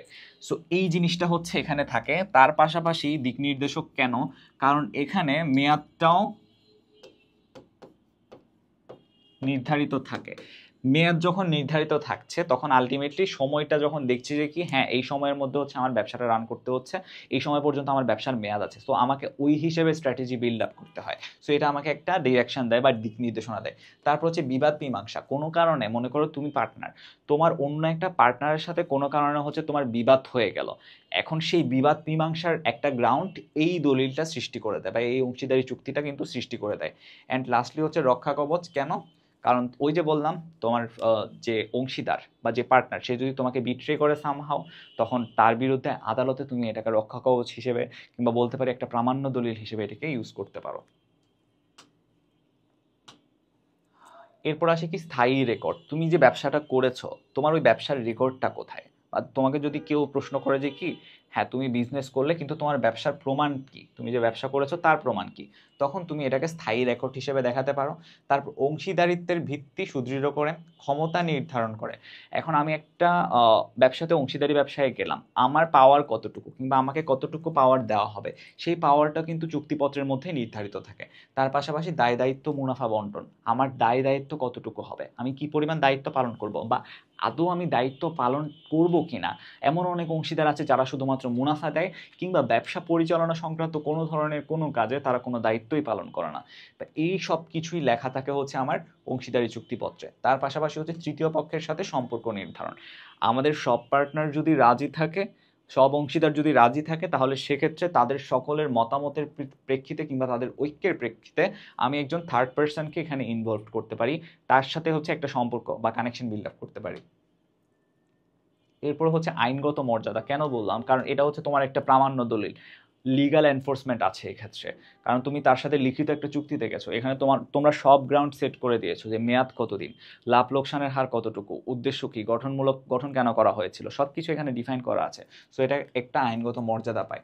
তারপর ঋণ গ্রহণ এবং পরিশোধ। যখন তোমার এই দলিলটা থাকবে, তুমি যখন সেই দলিলটা নিয়ে ব্যাংকে যাবা, তখন ব্যাংক কিন্তু ওই দলিলটা দেখে ভরসা পাবে তোমাকে ঋণ দেওয়ার জন্য। সো এই দলিলটা বেসিক্যালি তাদের জন্য একটা ভরসার জায়গা ক্রিয়েট করে। এর পাশাপাশি হচ্ছে বিলোপ সাধনের সুবিধা। কারণ হচ্ছে তোমার ওই চুক্তিতে যদি যে মেয়াদটা থাকে, সেই মেয়াদের মধ্যেই তুমি যদি চাও, তাহলে হচ্ছে এক্ষেত্রে সকল পার্টনারের অনুমতি সাপেক্ষে তুমি চাইলে হচ্ছে ব্যবসাটা বন্ধ করে দিতে পারো। সো বিলোপ সাধনের এক্ষেত্রে সুবিধা থাকছে। এক্ষেত্রে তোমাকে আলাদা কোনো প্রসেসিংয়ের মধ্য দিয়ে যেতে হচ্ছে না। তারপর দেখো, চুক্তি অংশীদারি ব্যবসায়ের মূল ভিত্তি কেন? অংশীদারি ব্যবসা গঠনকালে উদ্যোক্তাদের প্রথম এবং প্রধান কাজ হচ্ছে কি ব্যবসা সংগঠন এবং পরিচালনা সংক্রান্ত যাবতীয় বিষয়ে একটি চুক্তিতে আসা। কাজেই যেহেতু তারা সব কিছুই হচ্ছে এই চুক্তির আন্ডারে নিয়ে আসছে, মানে তাদের ব্যবসাটা কোন ওয়েতে পরিচালিত হবে, কি কি স্ট্র্যাটেজিস থাকবে, ব্যবসা থেকে যে লাভ লোকসানটা হবে সেই লাভ লোকসানটা কিভাবে বন্টিত হবে, সব কিছু যেহেতু এই চুক্তির আন্ডারে চলে আসছে, কাজে এই চুক্তিকেই অংশীদারি ব্যবসায়ের মূল ভিত্তি বলা হয়। তারপরে দেখো, এখানের মধ্যে কি বলেছে, অংশীদারের অস্তিত্ব নির্ণয়ে চুক্তিবদ্ধ সম্পর্ক মুখ্য বলে বিবেচিত হয়। নিচে কয়েকটি উদাহরণের মাধ্যমে বিষয়টি ব্যাখ্যা করা হলো। প্রথমত হচ্ছে পদমর্যাদা কিংবা ডেসিগনেশন। আমি অ্যাজ এ পার্টনার আমার পদমর্যাদাটা কি হবে সেটা কিন্তু হচ্ছে এই চুক্তিপত্রের মাধ্যমে নির্ধারিত থাকে। তারপর উত্তরাধিকার সম্পর্ক, আমি যদি কোনো কারণে মারা যাই, এখন আমি মারা গেলে আমি তো এই বিজনেসে কন্ট্রিবিউট করেছি, সো আমার যে লাভ বা লাভের যে পোর্শন সেই পোর্শনটা কে পাবে আমি মারা গেলে, সেটাও কিন্তু এখানে ডিফাইন করার একটা ওয়ে বা সুযোগ সৃষ্টি হচ্ছে। তারপর হচ্ছে হিন্দু যৌথ পারিবারিক ব্যবসা, এগুলো বলতে মূলত হচ্ছে এখানে একান্নবর্তী পরিবারকে বোঝানো হয়েছে।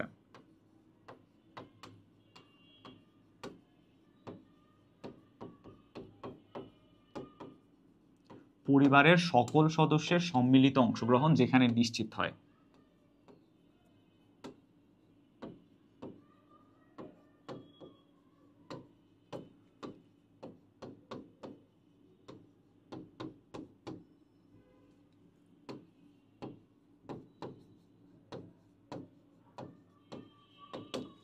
তারপর কি থাকছে দেখো, পেশাদারি দলের মুনাফা বন্টন। ঠিক আছে, পেশাদারি দলের মুনাফা বন্টন বলতে বোঝাচ্ছে হচ্ছে আমরা যেখানে যে মুনাফাটা আছে বা যে মুনাফাটা অর্জিত হবে সেই মুনাফাটা সকলের মধ্যে অ্যাকর্ডিং টু দ্য চুক্তিপত্রে যা যা উল্লেখ ছিল সেই নিয়মের বেসিসেই মুনাফাটা বন্টিত হবে। এবং লাস্টে হচ্ছে ঋণের মুনাফা প্রাপ্তি বা প্রফিট রিসিভড ফ্রম ডেপ্ট। এখন তোমাদের যে অংশীদারি ব্যবসা সেই ব্যবসাটা যদি এরকম হয় যে তোমরা কোনো একটা অর্গানাইজেশনকে ঋণ দিচ্ছ, ওই ঋণের উপর যদি হচ্ছে তোমাদেরকে মুনাফা দেয় তারা, তখন সেই মুনাফা প্রাপ্তিটা কতটুকু হবে, ওই মুনাফার সার্টেন হার, ওই লেভেলটা কতটুকু হবে সেটা তোমরা আইডেন্টিফাই করতে পারো। তখন হচ্ছে এইটা হচ্ছে এই পয়েন্টের আন্ডারে চলে আসে। এরপর দেখো, অংশীদারি ব্যবসায়ের অস্তিত্ব যাচাইয়ের প্রধান মাপকাঠি হচ্ছে কি অংশীদারদের মধ্যে সম্পাদিত চুক্তি। এই ব্যাপারটা আমরা অলরেডি অনেকবার পড়েছি। চুক্তির লিখিত কিংবা মৌখিক বা নিবন্ধিত যেভাবে হোক না কেন তা ব্যবসায়ের গঠন এবং পরিচালনার দিক নির্দেশক কিংবা গাইডলাইন হিসেবে গণ্য হয়। তারপরে আসি অংশীদারের প্রকারভেদ। এখানে এই পোর্শনটাই হচ্ছে সব থেকে ইম্পর্টেন্ট, কারণ তোমার যে সৃজনশীলটা দিবে সেই সৃজনশীলের মধ্যে তোমাকে আইডেন্টিফাই করতে হবে যে ওইখানে উল্লেখিত ব্যক্তিটি কোন ধরনের অংশীদার। সো চলো শুরু করা যাক। প্রথমেই যেটি আসে সেটি হচ্ছে কি সাধারণ অংশীদার বা সক্রিয় অংশীদার। কাকে বলবো? যে অংশীদার চুক্তি অনুযায়ী অংশীদারি ব্যবসায় মূলধন বিনিয়োগ করে, ব্যবসা পরিচালনায় সক্রিয়ভাবে অংশগ্রহণ করে, লাভ লোকসানের ভাগ নেয়, ব্যবসায়ে দেনার জন্য যৌথভাবে দায়ী থাকে, তাকে সাধারণ বা সক্রিয় অংশীদার বলে। চারটা পোর্শন আছে, চারটা পোর্শন কি কি আমি তোমাকে প্রথমেই বলি। নাম্বার 1, সে মূলধন দিবে, এক। তারপর নাম্বার 2 হচ্ছে কি ব্যবসা পরিচালনায় সক্রিয়ভাবে অংশগ্রহণ করবে। নাম্বার 3, যদি লাভ হয় তাহলে লাভের সমবন্টন নেবে, যদি ক্ষতি হয় সেটা হচ্ছে নাম্বার 4, ক্ষতি হলে সেই ক্ষতির সমভার বা সমভাগ সে বহন করবে। সো এটা হচ্ছে সাধারণ কিংবা সক্রিয় অংশীদার। এরপরে আসে হচ্ছে আমার নিষ্ক্রিয় বা ঘুমন্ত অংশীদার। ঘুমন্ত অংশীদার তাদেরকেই বলে যারা হচ্ছে টাকা দিবে বা মূলধন দিবে, ব্যবসায়ের জন্য ক্যাপিটাল যোগান দিবে, কিন্তু ব্যবসায় পরিচালনার ক্ষেত্রে কোনো ধরনের কোনো কাজে তারা নিজেদেরকে ইনভলভড করবে না। যেমন এই কথাটাই বলো, যে অংশীদার চুক্তি অনুযায়ী ব্যবসায়ে মূলধন সরবরাহ করে এবং ব্যবসায়ে লাভ ক্ষতিতে অংশগ্রহণ করবে। তোমার ব্যবসায় যদি লাভ হয় তাহলে সে লাভ থেকে সে টাকা নিবে, যদি ক্ষতি হয় সে ক্ষতির পোর্শন বহন করবে, কিন্তু পরিচালনা সংক্রান্ত কোনো ধরনের কোনো কাজে সে পার্টিসিপেট করবে না। এই যে ব্যবসা পরিচালনার রিলেটেড কোনো কাজে সে সক্রিয়ভাবে অংশগ্রহণ করে না, তাকে নিষ্ক্রিয় বা ঘুমন্ত অংশীদার বলে। এদেরকে সুপ্ত কিংবা হচ্ছে ডরম্যান্ট অংশীদারও বলা হয় বা ডরম্যান্ট পার্টনারও বলা হয়। সুপ্ত অংশীদার কাকে বলে? এটা এমসিকিউতে অনেকবার আসছে বা অনেকবার আসে, সেটা হোক অ্যাডমিশন, সেটা হোক হচ্ছে বোর্ড বা এইচএসসি এক্সাম। সো এটা মাথায় রাখবা। তারপর আসে হচ্ছে নামমাত্র অংশীদার। নামমাত্র অংশীদার কারা? এই অংশীদারগুলা না দিবে মূলধন, না অংশগ্রহণ করবে ব্যবসা পরিচালনায়।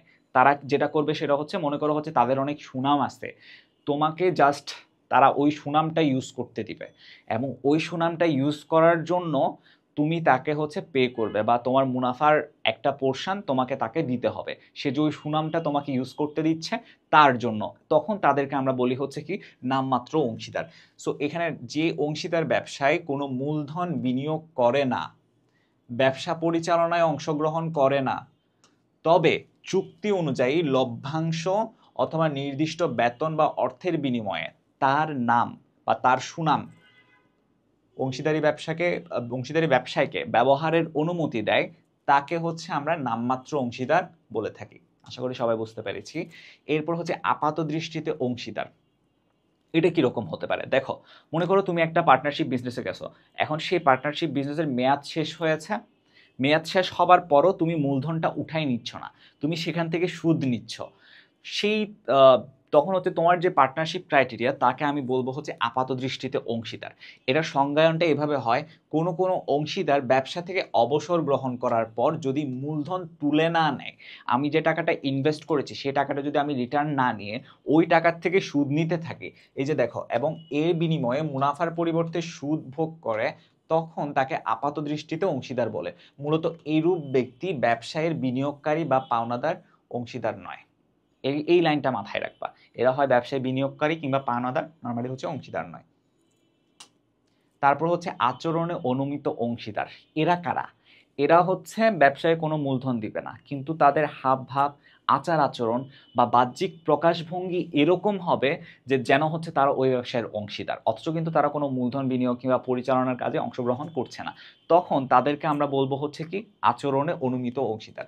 অংশীদারি আইনের 2-1 ধারা মতে কোনো ব্যক্তি ব্যবসায়ের অংশীদার না হয়েও, দেখো ব্যবসায়ের অংশীদার মানে সে কোনো মূলধন দেয়নি, যদি মৌখিক কথাবার্তা, লেখা কিংবা অন্য কোনো আচার আচরণের দ্বারা নিজেকে ব্যবসায়ের অংশীদার হিসেবে পরিচয় দেয়, তখন তাকে আচরণে অনুমিত অংশীদার বলে। লিগ্যাল গ্রাউন্ডটা কোথায় হচ্ছে তাহলে? এখানে গ্রাউন্ডটা হচ্ছে সে কোনো মূলধন দিচ্ছে না, সে কোনো ব্যবসা রিলেটেড পরিচালনার কাজে অংশগ্রহণ করছে না, সে শুধুমাত্র মৌখিকভাবে লেখার মাধ্যমে কিংবা তার যে আচার আচরণ, সেই আচার আচরণের প্রকাশ করছে যে কি সে একজন অংশীদার, তখন তাকে আমরা বলবো আচরণে অনুমিত অংশীদার। এরপর হচ্ছে সীমাবদ্ধ কিংবা সীমিত অংশীদার।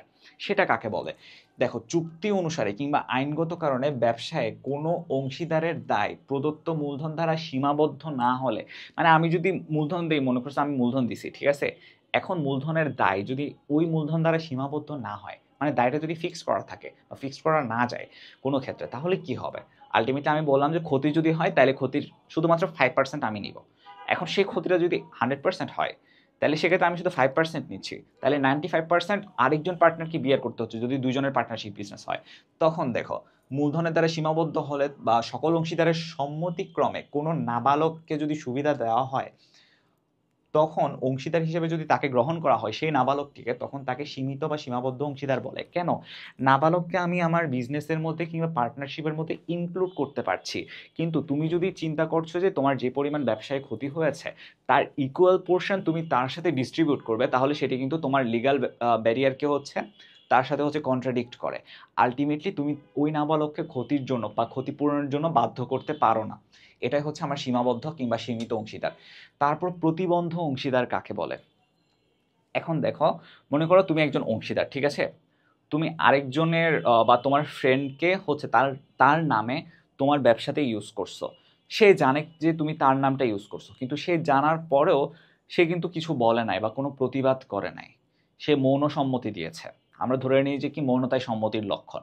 তখন আলটিমেটলি সেও কিন্তু অংশীদার হয়ে যায়, তখন তার অংশীদারিত্বের যে প্রকারভেদ সেটি চলে আসে এই প্রতিবন্ধ অংশীদারের মধ্যে। যদি ব্যবসায়ের কোনো অংশীদার বা সকল অংশীদার কোনো ব্যক্তিকে ব্যবসায়িক স্বার্থে ব্যবসায়ের অংশীদার হিসেবে পরিচয় দেয়, দেখেছো, এবং উক্ত ব্যক্তি তা জেনেও মৌনতা অবলম্বন করে, তখন তাকে প্রতিবন্ধ অংশীদার বলে। আশা করি সবাই বুঝতে পেরেছি। এরপরে আসে হচ্ছে মুনাফাভোগী। মুনাফাভোগী অংশীদার কারা? যেসব অংশীদার চুক্তির শর্ত অনুযায়ী শুধুমাত্র ব্যবসায়ের লভ্যাংশ ভোগ করবে, কিন্তু ব্যবসাতে যদি ক্ষতি হয় কোনো কারণে সেই ক্ষতির দায়ভার তারা বহন করবে না, সেই ধরনের যে অংশীদার বা পার্টনার্স তাদেরকে আমরা বলি মুনাফাভোগী অংশীদার। মানে তারা যদি লাভ হয় শুধুমাত্র লাভটা নেবে, কিন্তু যদি ক্ষতি হয় সেই ক্ষতি থেকে তারা কোনো ধরনের দায় নিবে না, বা ক্ষতিপূরণের জন্য তাদের উপর কোনো ধরনের দায় যেন বর্তানো না হয়।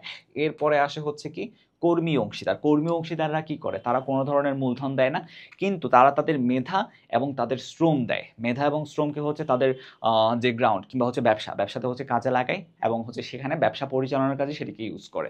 তো তাদেরকে হচ্ছে আমরা কর্মী অংশীদার বলি। দেখো সংজ্ঞাটা, যখন কোনো ব্যক্তি ব্যবসায় মূলধন বিনিয়োগ করে না, বরং তার নিজস্ব শ্রম, দক্ষতা ও নৈপুণ্য ব্যবসায় নিয়োজিত করে এবং এর বিনিময়ে ব্যবসাতে লাভ ক্ষতিতে অংশগ্রহণ করে, তখন তাকে কর্মী অংশীদার বলে।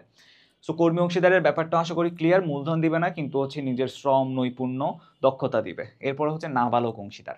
কোনো নাবালক অংশীদারি ব্যবসায় অংশীদার হতে পারে না সাধারণত।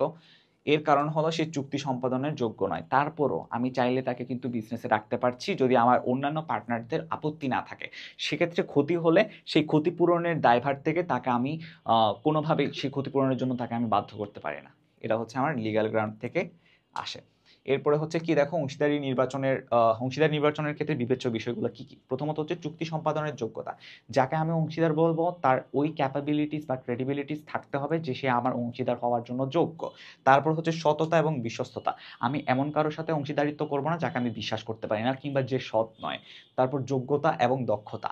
আমি যে ব্যবসাটা পরিচালনা করব সেই ব্যবসাটা পরিচালনা করার জন্য তার ওই মানসিক দক্ষতাটা থাকতে হবে কিংবা ওই যোগ্যতাটা থাকতে হবে যাতে তাকে যেন হচ্ছে সে আমাকে ওই সাপোর্টটুকু দিতে পারে বা ওই সাপোর্টটা এনশিওর করতে পারে। এরপর হচ্ছে চুক্তি শর্তাবলীর প্রতি আনুগত্য। আমরা যে চুক্তিটা করব, চুক্তির ক্ষেত্রে আমার ডেফিনেটলি কিছু শর্ত থাকবে। এখন সেই শর্তগুলো হচ্ছে আমাদের দুইজনকে মিউচুয়ালি সেট করতে হবে। এখন সেই সেট করা শর্তের প্রতি তাকে আনুগত্য প্রদর্শন করতে হবে কিংবা আমি যদি অংশীদার হই আমাকে ডেফিনেটলি সেক্ষেত্রে আনুগত্য প্রদর্শন করতে হবে। আর্থিক সচ্ছলতা থাকতে হবে। এই যে বললাম দেউলিয়া, তারপর হচ্ছে কোনো কারণে যদি আমি ব্যর্থ হই অর্থ প্রদান করতে, মুনাফা দিতে, মুনাফা না সরি মূলধন দিতে, তাহলে সেক্ষেত্রে হচ্ছে আমি অংশীদার হতে পারবো না। অংশীদার হওয়ার জন্য আমাকে আর্থিক সচ্ছলতাটা থাকা দরকার। তারপর হচ্ছে সদস্য সংখ্যা।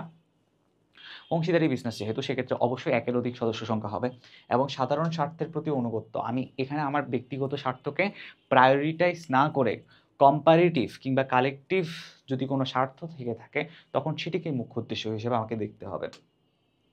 তারপর দেখো অংশীদারি ব্যবসার বিলোপ সাধন প্রক্রিয়া। প্রথমত চুক্তি অনুসারে অংশীদারদের সর্বসম্মতিক্রমে বিলোপ সাধন। যদি আমার পার্টনাররা সবাই চায় তাহলে আমি চাইলে আমি ব্যবসাটা বন্ধ করে দিতে পারি যে কোনো সময়। তারপর বাধ্যতামূলক বিলোপ সাধন। বাধ্যতামূলক বিলোপ সাধনটা কখন হতে পারে, যেমন হচ্ছে তোমার পার্টনার যদি মারা যায়, তারপর দেউলিয়া হয়ে যায়, তারপর কোনো কারণে যদি সে মেন্টালি আনস্টেবল হয়, এই সমস্ত ক্ষেত্রে হচ্ছে এটা আসে। তারপর হচ্ছে বিশেষ ঘটনা সাপেক্ষে বিলোপ সাধন। বিশেষ ঘটনার মধ্যে এগুলো চলে আসে। এরপর হচ্ছে বিজ্ঞপ্তি দ্বারা বিলোপ সাধন। বিলোপ সাধনের আগে তুমি চাইলে তোমার সবগুলো পার্টনারকে একটা একটা করে বিজ্ঞপ্তি দিতে পারো যে কি আমি আমার ব্যবসাটা বন্ধ করতে যাচ্ছি বা বিলোপ সাধন করতে যাচ্ছি। এভাবে বিলোপ সাধন যদি হয়ে থাকে তাহলে সেটি হচ্ছে বিজ্ঞপ্তি দ্বারা বিলোপ সাধন। তারপর আদালতের নির্দেশে বিলোপ সাধন। তোমার আহ, ওই বিজনেসটা কোনো কারণে যদি হচ্ছে লিগাল কোনো গ্রাউন্ডের সাথে কন্ট্রাডিক্ট করে বা মনে হয় যে হচ্ছে তোমার আইনভঙ্গ হয়েছে বা এই রিলেটেড কিছু যদি ইস্যু থাকে তখন আদালত নির্দেশ দেয় যেন কোম্পানিটা কিংবা হচ্ছে তোমার বিজনেসটা বন্ধ করে দেওয়া হয়, তখন সেক্ষেত্রে বিলোপ সাধনটা আসে। এরপরে আসে কি, এরপর হচ্ছে একটা সৃজনশীল আসে। চলো সৃজনশীলটা পড়ে নেওয়া যাক। মিস্টার বাইরন একজন ইঞ্জিনিয়ার। তিনি তার বন্ধু করিম সহ আরও 10 জন বন্ধু মিলে একটি ব্যবসা প্রতিষ্ঠান গড়ে তুলেছেন। মিস্টার বাইরন বলেন তিনি ব্যবসা পরিচালনায় অংশ নিতে পারবেন না। দেখো, তিনি ব্যবসা পরিচালনায় অংশ নিতে পারবেন না এবং বিনিয়োগের অতিরিক্ত দায় গ্রহণ করবেন না। তবে বছর শেষে প্রতিষ্ঠানের হিসাব নিরীক্ষার কাজটি করবেন। সর্বসম্মতিক্রমে জনাব করিমকে প্রতিষ্ঠান পরিচালনার দায়িত্ব দেওয়া হয়। পরবর্তীতে একজন প্রভাবশালী দেনাদার 50,000 টাকা না দেওয়ায় জনাব করিম তা আদায়ে সমর্থ হন। ওকে, এটা হচ্ছে ঢাকা বোর্ড 2019-এর কোয়েশন। সো অংশীদারি ব্যবসায় কাকে বলে?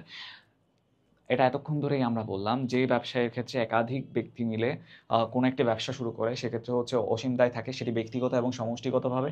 যদি মুনাফা অর্জন হয় তাহলে সেই মুনাফার পোর্শনটা তাদের মধ্যে ডিস্ট্রিবিউটেড হয়।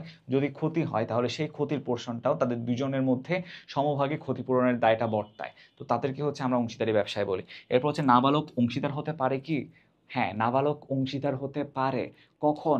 যদি হচ্ছে আমার অন্যান্য পার্টনার যারা আছে তাদের যদি সেক্ষেত্রে অনুমতি থাকে, তবে সেক্ষেত্রে একটা লিগ্যাল গ্রাউন্ড কাজ করে যে কি নাবালককে আমি ক্ষতিপূরণের জন্য বাধ্য করতে পারি না। সো এটা হচ্ছে আমার লিগ্যাল গ্রাউন্ড এই ক্ষেত্রে। সো নাবালক চাইলে অংশীদার হতে পারে। তারপর গ নাম্বার কোয়েশ্চেন আমাকে বলেছে কি বাইরন কোন ধরনের অংশীদার। বাইরন কি করেছে, তিনি তার করিম সহ 10 জন বন্ধু মিলে ব্যবসা প্রতিষ্ঠান গড়ে তুলেছেন। তিনি বলেছেন যে তিনি ব্যবসা পরিচালনায় অংশ নিতে পারবেন না, তবে অতিরিক্ত এবং বিনিয়োগের অতিরিক্ত দায় গ্রহণ করবেন না। তার মানে কি হচ্ছে, ব্যবসা পরিচালনাও করছে না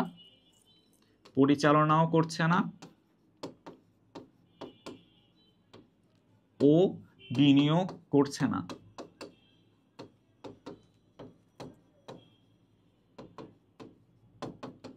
তাহলে করছেটা কি? করছে যেটা সেটা হচ্ছে তিনি হিসাব নিরীক্ষার কাজটি করবেন। তার মানে তিনি তার মেধা, দক্ষতা, শ্রম ও নৈপুণ্যতাকে কাজে লাগাচ্ছে। যার প্রমাণ আমরা দেখতে পেয়েছি কোথায়, পরবর্তীতে একজন প্রভাবশালী দেনাদার 50,000 টাকা না দেওয়ায় জনাব করিম তা আদায়ে সমর্থ হন। দেখো, তাইলে তাকে আমি কি বলতে পারছি, সে কিন্তু কোনো মূলধন সরবরাহ করছে না, তারপরও যদি কোনো ক্ষতি হয় তারও কোনো দায় নিচ্ছে না, সে শুধুমাত্র তার দক্ষতা দিচ্ছে, শ্রম দিচ্ছে এবং নৈপুণ্যতাকে কাজে লাগাচ্ছে। আলটিমেটলি সে হয়ে যাবে আমার কর্মী অংশীদার। এখন কর্মী অংশীদারের সংজ্ঞায়ন করবা প্রথমে, তারপর তিনি কিভাবে কর্মী অংশীদার হচ্ছেন তার রিলেশনশিপটা এখানে দেখাবা এবং আলটিমেটলি একটা কম্প্যারিজনের মাধ্যমে কনক্লুশন ড্র করবা। সো আশা করি বুঝতে পেরেছো। গ নাম্বার কোয়েশ্চেনে দেখি। গ নাম্বার বলেছে জনাব করিমের পাওনা টাকা আদায়ে সফল হওয়ার কারণটি কি? কারণটা হচ্ছে ওই যে বললাম, তিনি কর্মী অংশীদার, তার দক্ষতা, নৈপুণ্যতা ও মেধা, যেগুলো একজন কর্মী অংশীদারের বৈশিষ্ট্য। সো আশা করি বুঝতে পেরেছি সবাই। এই কোয়েশ্চেনটা খুবই ইজি ছিল। এরপরে দেখি কিছু এমসিকিউ আছে, বোর্ড এমসিকিউ প্লাস ঢাকা ইউনিভার্সিটিতে এসছে এরকম কিছু এমসিকিউ। কে অংশীদার হবার যোগ্য? অংশীদার হবার যোগ্য কে? গৃহিণী। মনে করে হচ্ছে একজন গৃহিণীকে আমি কেন অংশীদার হওয়ার ক্ষেত্রে হচ্ছে যোগ্য মনে করছি, কারণ হচ্ছে সে চাইলে এক্ষেত্রে শ্রম দিতে পারে, কিংবা সে চাইলে হচ্ছে এক্ষেত্রে মূলধন বিনিয়োগ করতে পারে স্বল্প পরিসরে। সো সেক্ষেত্রে তাকে কিন্তু হচ্ছে আমার এক্ষেত্রে অংশীদার হওয়ার জন্য যোগ্য রাখতে পারি, যেটা হচ্ছে কুমিল্লা বোর্ডে আসছে 2019 সালে। এরপরে কি, কে প্রকৃত অংশীদার? সরি, এখানে হচ্ছে আনসার দেওয়া আছে, কে প্রকৃত অংশীদার? আচরণ ও অনুমিত অংশীদার, তারপর হচ্ছে আপাত দৃষ্টিতে অংশীদার, নাকি সীমাবদ্ধ অংশীদার? এটা মূলধন দেয় না, পরিচালনাও করে না,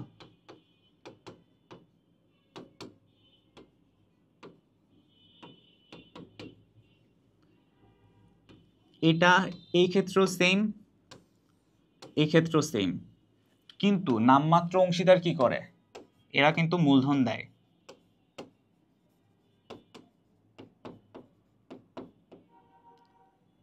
সরি, নামমাত্র অংশীদাররা হচ্ছে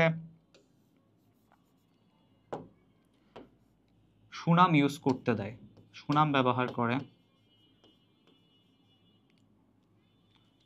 আরো এক সেকেন্ড, নামমাত্র অংশীদারের কনসেপ্টটা আমরা কি দেখলাম? নামমাত্র অংশীদার কাদেরকে বলা হয়? নামমাত্র অংশীদারের ক্ষেত্রে হচ্ছে আমরা দেখেছি কি, তাদের হচ্ছে তারা সেখানে কোনো মূলধন বিনিয়োগ করছে না, কিংবা হচ্ছে তারা সেখানে কোনো ধরনের আর্থিক ইনভেস্টমেন্ট করছে না, কিন্তু যদি হচ্ছে তাদের সুনাম থেকে থাকে, মনে করো হচ্ছে বাজারে এখন তাদের সুনাম আছে, তখন তারা সেই সুনামটাকে হচ্ছে ইউজ করতে দেয় বা সুনামটাকে ব্যবহার করতে দেয়, যাতে করে হচ্ছে তারা আর্থিকভাবে লাভবান হতে পারে।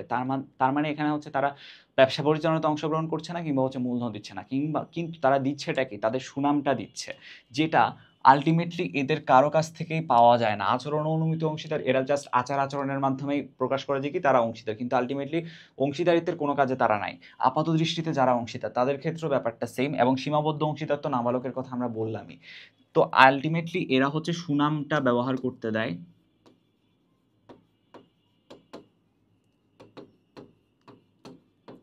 সেই কারণে আমি নামমাত্র অংশীদারকে প্রকৃত অংশীদার বলতে পারি। তারপরের কোয়েশ্চেনটা দেখি, দেখো এখানে তোমাদের জন্য হচ্ছে আনসারটা দেওয়া আছে। এরপরের কোয়েশ্চেনটা হচ্ছে কি, ব্যবসায়ের মুনাফা কিভাবে বন্টন করা হয় ও ক্ষতি অংশীদার, ব্যবসায়ের ক্ষতি এবং মুনাফা কিভাবে বন্টন করা হয় অংশীদারদের মধ্যে? কোয়েশ্চেনটা হচ্ছে একটু কনজাস্টেড লাগছে হয়তো বা এখানে। দেখো, এটা কিভাবে বন্টন করা হতে পারে? আমরা জানি কি, এক মালিকানা ব্যবসায়ের ক্ষেত্রে হচ্ছে যে মুনাফা কিংবা যে ক্ষতির পোর্শনটা ছিল সেটা সম্পূর্ণরূপে একজন ব্যক্তির উপরে বর্তাতো, কিন্তু যেহেতু এটা অংশীদারি ব্যবসা, অংশীদারি ব্যবসার ক্ষেত্রে সেটা হোক মুনাফা, সেটা হোক হচ্ছে তোমার ক্ষতি, তার যে দায়ভার কিংবা তার যে হোল পোর্শন সেটা সবার মধ্যে ইকুয়ালি ডিস্ট্রিবিউটেড হবে। ক্ষতি হলে সেই ক্ষতির দায়ভারটাও সবার মধ্যে সমভাবে বন্টিত হবে। সো আলটিমেটলি এটা ডিফাইন করা থাকে কোথায়? চুক্তিপত্রের মধ্যে সেটা ডিফাইন করা থাকে। চুক্তির শর্ত অনুপাতে এটা নির্ধারিত হবে।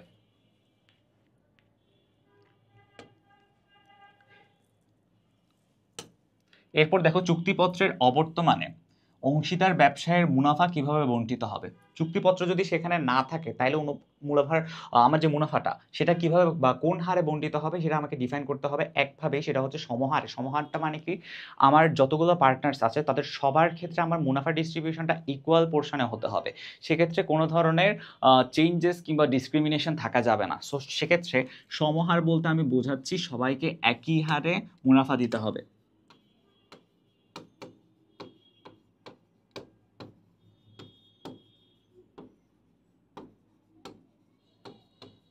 এটা যশোর বোর্ডের কোয়েশ্চেন।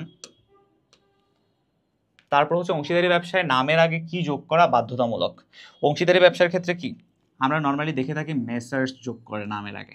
অংশীদারি ব্যবসার ক্ষেত্রে তুমি যদি হচ্ছে তোমার কোনো পার্টনার্স নিয়ে অংশীদারি ব্যবসা যোগ করতে চাও তাহলে দেখবা হচ্ছে নামের আগে অবশ্যই তোমাকে মেসার্স যোগ করতে হচ্ছে, এটা একটা রুল। এরপরে হচ্ছে যিনি অংশীদারি ব্যবসায় নিজের নাম ব্যবহারের অনুমতি দেন তাকে কি বলা হয়? নামমাত্র অংশীদার। এটা আমরা সবাই জানি। নিজের সুনাম ব্যবহারের অনুমতি দিচ্ছে কিন্তু কোনো ধরনের মূলধন সেক্ষেত্রে হচ্ছে সাপোর্ট বা কোনো ধরনের মূলধন দিচ্ছে না, কোনো ক্ষতির পরিমাণ তিনি নিচ্ছে না। এরপর লিখিত চুক্তিকে কি নামে অভিহিত করা হয়? একটু আগে আমরা পড়েছি, সেটা হচ্ছে কি চুক্তিপত্র। চুক্তিপত্রের মধ্যে সব ধরনের ক্রেডিবিলিটিস কিংবা হচ্ছে সব ধরনের ক্রাইটেরিয়া সেখানের মধ্যে ডিফাইন করা থাকে, যে বিজনেসটা কি রিলেটেড হতে যাচ্ছে বা বিজনেসটা কীভাবে পরিচালিত হবে, আলটিমেটলি সব ধরনের গোল উদ্দেশ্য সেখানের মধ্যে সেট করা থাকে। তারপর হচ্ছে কি পৌর এলাকায় ব্যবসা করলে কার নিকট হতে ট্রেড লাইসেন্স সংগ্রহ করতে হবে? এখন কার নিকট থেকে সংগ্রহ করতে হবে? তুমি যদি পৌর এলাকায় কাজ করো, পৌর এলাকায় যদি তুমি তোমার ব্যবসাটা নিয়ে যেতে চাও, তার মানে একটা পৌরসভা থাকে, পৌরসভার মধ্যে হচ্ছে পৌর কর্তৃপক্ষ থাকবে, তাহলে আলটিমেটলি ট্রেড লাইসেন্সটা তুমি কার কাছ থেকে নিচ্ছ? সংশ্লিষ্ট পৌর কর্তৃপক্ষের কাছ থেকে। ঠিক আছে, এরপরে আসি সাধারণ অংশীদারি কেমন? ব্যবসায়ী অংশীদারদের দায় সেক্ষেত্রে হচ্ছে অসীম হবে, ডেফিনেটলি, এটা আমরা সবাই জানি। তারপর হচ্ছে কি সাধারণ অংশীদারি ব্যবসায় কত প্রকার? আমরা দেখেছি হচ্ছে সাধারণ অংশীদারি ব্যবসায় 2 প্রকার। এরপরেরটা দেখো, সাধারণ অংশীদারি ব্যবসায় কত প্রকার? আমরা একটু আগে দেখেছি হচ্ছে ঐচ্ছিক অংশীদার, তারপর হচ্ছে অন্যান্য ধরনের প্রকার ভিত্তিক, বিশেষ কাজে বিশেষ সময়ের জন্য বিশেষ উদ্দেশ্যের জন্য অংশীদার হয়ে থাকে। সো অংশীদারি ব্যবসা হচ্ছে সাধারণ অংশীদারি ব্যবসা 2 প্রকার।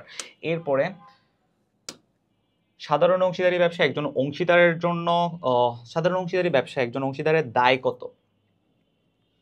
সাধারণ অংশীদারি ব্যবসায় ডেফিনেটলি হচ্ছে ব্যবসায় তার এখানে অপশনগুলো দেখো, প্রথমত হচ্ছে কি বলছে? মুনাফা পর্যন্ত সীমাবদ্ধ, তারপর মূলধন পর্যন্ত সীমাবদ্ধ, তারপর বলছে হচ্ছে প্রতিশ্রুত মূল্য পর্যন্ত সীমাবদ্ধ, তারপর হচ্ছে ব্যবসায় তার পাওনা পর্যন্ত সীমাবদ্ধ, ব্যক্তিগত সহায় সম্পদ পর্যন্ত সীমাবদ্ধ। কিন্তু সাধারণ অংশীদারের যে সংজ্ঞায়ন সেটা আমাকে বলে যে কি ব্যবসায় পরিচালনায় অংশগ্রহণ করবে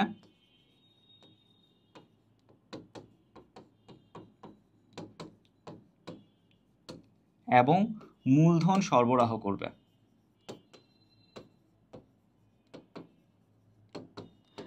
তাইলে আলটিমেটলি তার দায়টা বর্তাচ্ছে কতটুকু পর্যন্ত? মূলধন পর্যন্তই হচ্ছে সেটা সীমাবদ্ধ থাকছে। সো এটাকে আমরা বলতে পারি হচ্ছে মূলধন পর্যন্ত সীমাবদ্ধ। সো এরপরে দেখি, যখন কোনো অংশীদারি কারবারের কোনো নির্দিষ্ট স্থায়িত্বকাল থাকে না, স্থায়িত্বকাল যদি না থাকে তখন তাকে আমরা কি বলি? আমরা জানি কি ঐচ্ছিক অংশীদারি কারবার মানে হচ্ছে কি, সেখানের মধ্যে হচ্ছে আমি স্থায়িত্বকালে ডিফাইন করে দিব যে কি আমি এত কালের জন্য হচ্ছে কাজ করবো, এত কালের জন্য কাজ করবো না। কিংবা আমি যদি সব সময়ের জন্য কাজ করতে চাই বা তার যদি কোনো স্পেসিফিক মেয়াদ না থাকে, সেটাও কিন্তু আমি ঐচ্ছিক হচ্ছে অংশীদারি কারবারের মধ্যে আমি সেটা ডিফাইন করে দেবো। এখানের মধ্যে যখন কোনো অংশীদারি কারবারের কোনো নির্দিষ্ট স্থায়িত্বকাল থাকে না, তখন তাকে বলা হয় হচ্ছে ঐচ্ছিক অংশীদারি কারবার। ব্যাংকিং অংশীদারি ব্যবসার ক্ষেত্রে সর্বাধিক কতজন সদস্য হয়ে থাকে? এটা হচ্ছে ঢাকা ইউনিভার্সিটির 20-21 সেশনের কোয়েশ্চেন। ব্যাংকিং অংশীদারি ক্ষেত্রে হচ্ছে সর্বাধিক কতজন হচ্ছে? সর্বাধিক হচ্ছে আমার 10 জন। এরপরে আসি, অংশীদারি ব্যবসায়ের মূল ভিত্তি কোনটি? অংশীদারি ব্যবসার মূল ভিত্তি হচ্ছে চুক্তি, যেটা আমরা ইতোমধ্যে অনেকবার দেখেছি অলরেডি। তারপর আসি, কোন ধরনের অংশীদার লভ্যাংশ অথবা বেতনের বিনিময়ে তার সুনাম ব্যবহারের অনুমতি দেয়? যিনি হচ্ছে নামমাত্র অংশীদার, সুনাম ব্যবহারের অনুমতি নেয়, কিন্তু সেক্ষেত্রে হচ্ছে তিনি কোনো লভ্যাংশ অথবা বেতন নেয়, কিন্তু হচ্ছে কোনো ধরনের কন্ট্রিবিউশন করে না, মূলধন বিনিয়োগ করে না, কিংবা ক্ষতির কোনো পোর্শন সে নেয় না, শুধুমাত্র তার সুনামটা ব্যবহার করার অনুমতি দেয়। তাহলে সেটা হবে কি নামমাত্র অংশীদার। এরপরে একটা কোয়েশ্চেন আছে, সেটা হচ্ছে নিম্নের কোন ব্যবসায়ের নিবন্ধন ঐচ্ছিক? নিবন্ধন ঐচ্ছিক কোন ব্যবসায়? ডেফিনেটলি অংশীদারি কারবারের মধ্যে। তুমি চাইলে নিবন্ধন করতে পারছো, চাইলে নিবন্ধন না করলেও সমস্যা নাই, কিন্তু নিবন্ধন করলে যেটা হবে সেটা হচ্ছে তোমার জন্য একটা লিগ্যাল গ্রাউন্ড ক্রিয়েট হবে। মানে পরবর্তীতে তোমাকে যদি তোমার পার্টনার ধোঁকা দেয় তখন তার বিরুদ্ধে তুমি আদালতে গিয়ে একটা কেস করতে পারবা। সো নিবন্ধনের ব্যাপারটা ঐচ্ছিক থাকে হচ্ছে অংশীদারি কারবারে। তারপর হচ্ছে নিচের কোন ব্যবসায় নিবন্ধন ঐচ্ছিক? আচ্ছা, এটা তো উত্তর আসলো এখানে। ব্যাংকিং এবং অব্যাংকিং ব্যবসায়ের ক্ষেত্রে সর্বোচ্চ অংশীদারের সংখ্যা হচ্ছে যথাক্রমে ব্যাংকিং এর ক্ষেত্রে কত, একটু আগে দেখলাম হচ্ছে 10, আর অব্যাংকিং এর ক্ষেত্রে যেটা হবে সেটা হচ্ছে 20। এটা হচ্ছে আমার আনসার। সো আজকের ক্লাস আমাদের এই পর্যন্তই। আশা করি কারো কোনো সমস্যা থাকবে না। যদি তোমাদের কোনো সমস্যা থাকে তাহলে আমাদেরকে ডেফিনেটলি জানাতে পারো গ্রুপে পোস্ট করার মাধ্যমে কিংবা কমেন্ট সেকশনে। সো তোমাদের সমস্যা আশা করি সলভ হয়ে যাবে। সো সবার জন্য অল দ্য বেস্ট, টাটা।